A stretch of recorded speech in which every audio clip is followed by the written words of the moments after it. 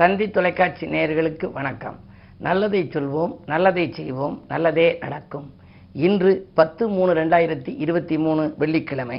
சித்திரை நட்சத்திரம் நாள் முழுவதும் இருக்கிறது. இன்றைக்கு நான் உங்களுக்கு சொல்லியிருக்கிற நல்ல கருத்து, விருந்தும் மருந்தும் 3 நாள் அப்படின்னு ஒரு பழமொழி நீங்கள் கேள்விப்பட்டிருப்பீங்க. கிராமப்புறங்களில் செட்டிநாட்டு பகுதியிலலாம் சொல்லுவாங்க, எங்கேயும் போனால் விருந்தும் மருந்தும் 3 நாள் தான் அப்படிம்பாங்க.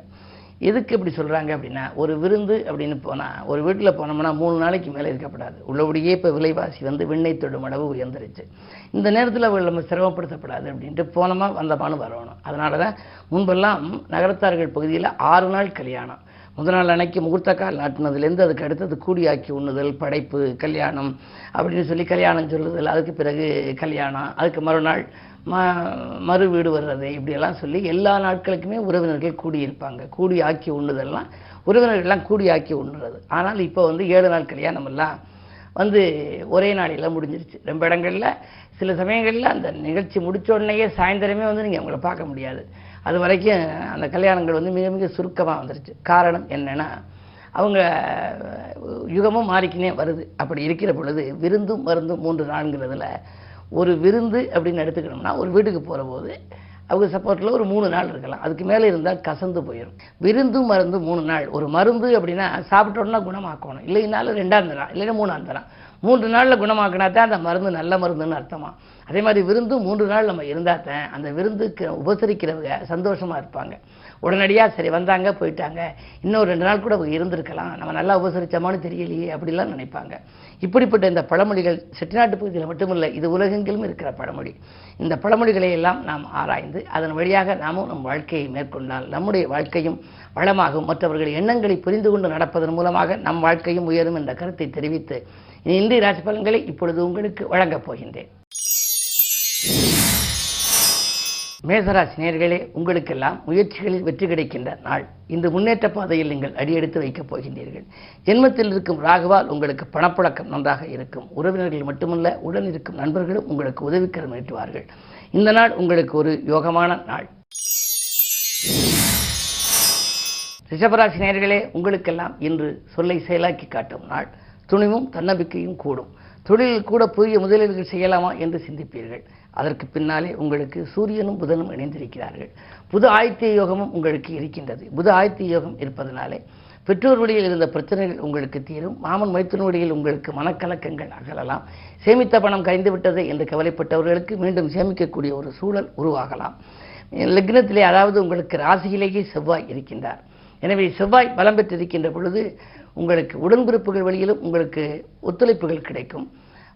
சில இடங்களை வாங்கி போட்டிருப்பீர்கள். சில நாட்களுக்கு முன்னதாக வாங்கிய இடங்கள் இப்பொழுது நல்ல விலைக்கு விற்று அதன் மூலமும் உங்களுக்கு லாபங்கள் கிடைக்கலாம். இந்த நாள் உங்களுக்கு ஒரு நல்ல நாள்.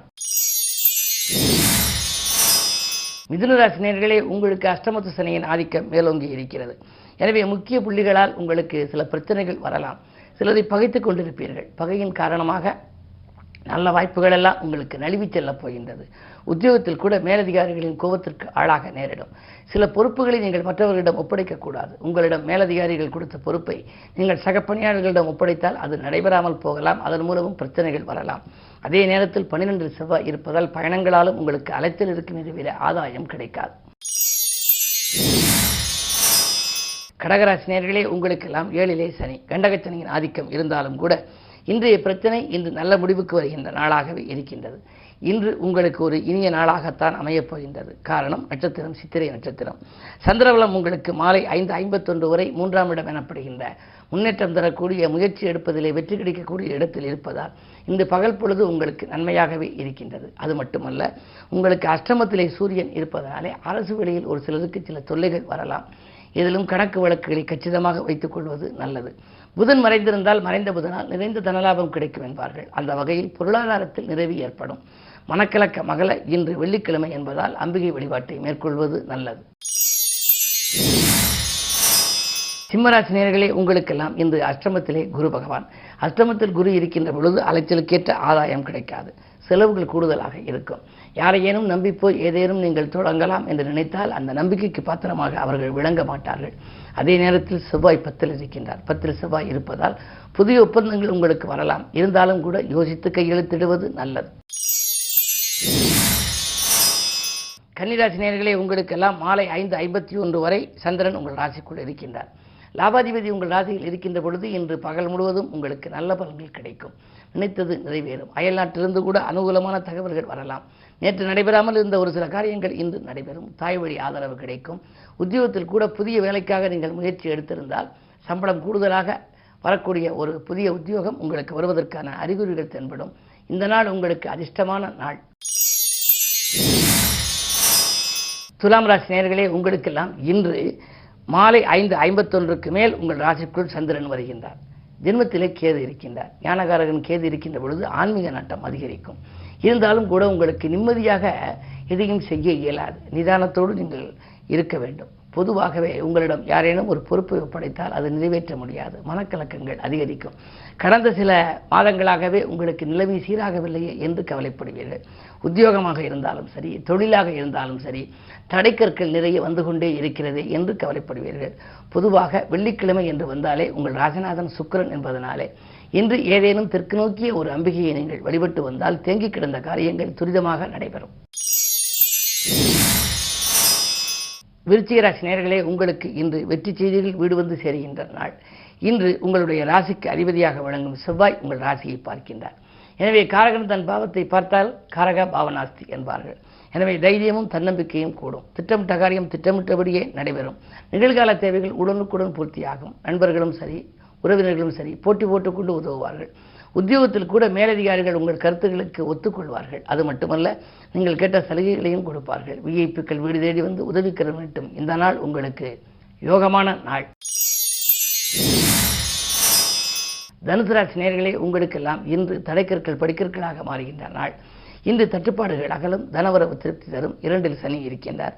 கேதுவின் பார்வை உங்கள் ராசியில் பதிவதனாலே ஆன்மீக நாட்டம் கொஞ்சம் அதிகமாகும். எனவே புகழ்பெற்ற ஆலயங்களுக்கு செல்ல வேண்டும் என்று விரும்புவீர்கள். நீங்கள் நீண்ட நாட்களாக நினைத்த ஒரு ஆன்மீக சுற்றுலாக்களை கூட இன்று மேற்கொள்வதற்கு முன் வரலாம். இந்த நாள் உங்களுக்கு ஒரு நல்ல நாள் என்றாலும் கூட 6இலே செவ்வாய் இருப்பதால் மறைமுக எதிர்ப்புகள் உண்டு. எனவே ஏதேனும் ஒரு புது முயற்சி செய்தால் அதை முயற்சி செய்வதற்கு முன்னதாக யாரிடமும் சொல்ல வேண்டாம். மகர ராசி நேயர்களே, உங்களுக்கு ஜென்மச்சனியின் ஆதிக்கம் ஒருபுறம் இருக்கிறது. 2ஆம் இடத்திலே சூரியன் புதன் இருக்கிறார். வாக்குஸ்தானம் நன்றாக இருக்கிறது. வாக்கு வளம் காணுகின்ற நாள். அதே நேரத்தில் வரவும் செலவும் உங்களுக்கு திருப்தியாக இருக்கும். சரளமான நிலையிலேயே பண நிலை இருக்கிறது. 3ஆம் இடத்திலே குரு இருப்பதால் முன்னேற்ற பாதையை நோக்கி அடியெடுத்து வைப்பீர்கள். உடன்பிறப்புகளும் சரி, உடன் இருப்பவர்களும் சரி உங்களுக்கு உறுதுணையாக இருப்பார்கள். எடுத்த புது முயற்சிகளில் வெற்றி கிடைக்கலாம். கடல் தாண்டி செல்ல வேண்டும், அங்கு சென்று படிக்க வேண்டும், அல்லது ஏதேனும் ஒரு வேலையில் சேர வேண்டும் என்றெல்லாம் நீங்கள் கனவு கண்டால் அதற்கான எடுத்த முயற்சி இதுவரை தடையாக இருக்கலாம். இப்பொழுது ஒவ்வொன்றாக உங்களுக்கு நன்மைகள் நடக்கப் போகின்றது. அதே நேரத்தில் உங்களுக்கு 2இலே சூரியனோடு புதன் இருக்கின்றார். 6க்கு அதிபதி 2இல் இருப்பதால் உத்தியோகத்தில் கூட உங்களுக்கு நீங்கள் எதிர்பாராத விதத்தில் உங்களுக்கு ப்ரமோஷன், அதாவது முன்னேற்றம், பதவி உயர்வு வரக்கூடிய வாய்ப்பு உண்டு. அதற்கான அறிகுறிகள் இன்று தென்படும். இந்த நாள் உங்களுக்கு ஒரு நல்ல நாள். கும்பராசி நேயர்களே, உங்களுக்கு சந்திராஷ்டமம், அதாவது மாலை 5:51 வரை சந்திராஷ்டமம் இருக்கிறது. எனவே பகல் முழுவதும் சந்திராஷ்டமம் என்றாலே நீங்கள் எதையும் திட்டமிட்டு செய்ய இயலாது. பணத்தேவைகள் அதிகரித்து கொண்டே இருக்கும். குடும்பச் சுமை கூடும். தேவையில்லாத வீண் பிரச்சனைகளில் தலையிட வேண்டாம். 3ஆம் அவரிடம் உங்களுடைய குடும்ப ரகசியங்களை சொல்வதன் மூலம் பிரச்சனைகள் விஸ்வரூபம் எடுக்கலாம். திட்டமிட்ட காரியங்கள் திசை மாறி செல்லும். இந்த நாளில் நிதானமும் உங்களுக்கு தேவை. அதே நேரத்தில் அனுபவஸ்தர்களின் ஆலோசனையும் உங்களுக்கு கை கொடுக்கும். மீனராசி நேயர்களே, இன்று உங்களுடைய ராசிக்கு மாலை 5:51 மேல் சந்திராஷ்டமம் வருகின்றது. எனவே பகல் நேரத்தில் உங்களுக்கு எந்த மனக்கலக்கமும் இல்லை. மாலை நேரத்தில் கொஞ்சம் கொஞ்சமாக மனக்கலக்கங்கள் ஏற்படலாம். இதை செய்வோமா அதை செய்வோமா என்று சிந்திப்பீர்கள். விரயங்கள் கூடுதலாக இருக்கும். வீண் விரயங்களும் வரலாம். பிள்ளைகளை உங்கள் மேற்பார்வையில் வைத்துக் கொள்ளுங்கள். குறிப்பாக வந்த வரன்கள் கை நழுவி செல்லலாம். தொழிலில் கூட நீங்கள் செய்த முயற்சிகளில் தொல்லைகள் தான் அதிகரிக்குமே தவிர உங்களுக்கு நீங்கள் எதிர்பார்த்த நற்பலன்கள் கிடைக்குமா என்பது சந்தேகம்தான். அஷ்டமத்தில் இருக்கின்ற கேது மாறும் வரை உங்களுக்கு பொறுமை தேவை. இந்த நாளை மேலும் இனிய நாளாக நீங்கள் அமைத்துக்கொள்ள இன்று கிழமை வெள்ளி என்பதனாலே அம்பிகை வழிபாட்டில் ஆர்வம் காட்டுவது நல்லது. மேலும் விவரங்கள் அறிய தினத்தந்தி படியுங்கள்.